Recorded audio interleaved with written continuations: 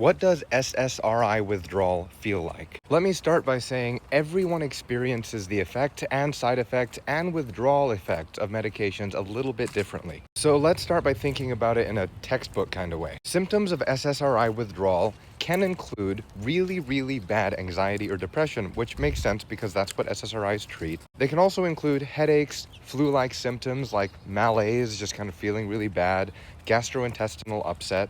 And there's this kind of strange clinical entity that people refer to as brain zaps, especially when someone is withdrawing from an SNRI. That can be super painful. And because those things can happen, oftentimes people are super hesitant to start SSRIs as patients. The good news is that discontinuing SSRIs or transitioning to other modes of care is an incredibly normal part of the course of treatment. So as psychiatrists, we've gotten pretty good at helping patients through stuff like that. In all the times that I've discontinued SSRIs for patients, I don't think I've had a single patient experience SSRI withdrawal. I've certainly heard of it when people just stop their medication cold turkey for whatever reason, but when someone is going through a guided decrement of an SSRI withdrawal can be very effectively prevented. And I'll tell you how we do it. For example, let us suppose that somebody is taking 100 milligrams of sertraline per day. And because they've been on it for a couple of years, their life circumstances have changed, they have gone through therapy, they bring up the question to me or their psychiatrist that, hey,